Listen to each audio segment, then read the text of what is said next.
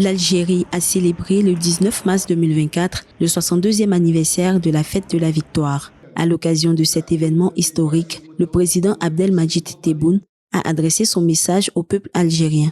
Tebboune a souligné l'importance de l'unification des rangs et du renforcement du front intérieur dans un contexte régional et international instable. Il a également mis l'accent sur la préservation de la stabilité du pays face aux défis actuels. Tebboune a exprimé sa reconnaissance envers l'armée nationale populaire et les forces de sécurité, ainsi que son hommage aux martyrs de la guerre de libération nationale.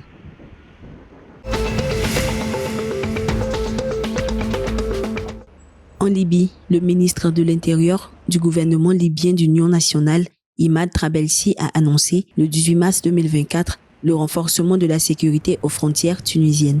Imad Trabelsi prévoit d'envoyer des renforts, notamment au poste de Rajidir. Cette décision intervient dans le cadre d'une stratégie visant à lutter contre la contrebande, les violations de sécurité et d'autres activités illicites.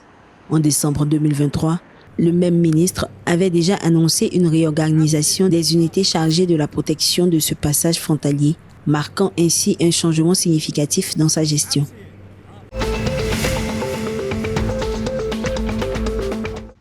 La compagnie aérienne Royal Air Maroc a annoncé le 18 mars 2024 le lancement de nouvelles liaisons aériennes reliant Casablanca à Naples, Manchester et Abuja à partir du 22 juin. Les vols vers Naples auront lieu 2 fois par semaine, ceux vers Manchester 3 fois par semaine et vers Abuja 3 fois par semaine également. Cette expansion vise à répondre à la demande croissante, à renforcer les liens avec la diaspora marocaine et à promouvoir le tourisme au Maroc.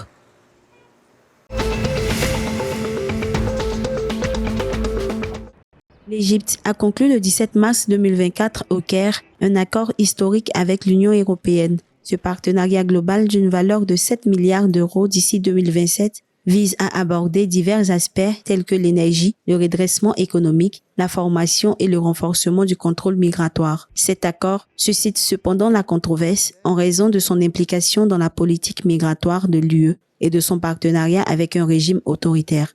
L'accord comprend des prêts, des investissements et une aide financière pour divers projets, notamment dans le domaine de l'énergie et de la sécurité.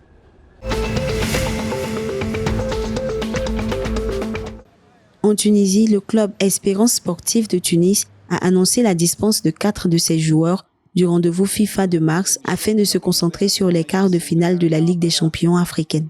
Les Sangs et Or ont demandé cette dispense pour préparer au mieux leur match contre l'ASEC Mimosa le 30 mars. Les sélectionneurs tunisiens ont fait appel à 4 renforts pour compenser les absences des joueurs, notamment basés en Égypte.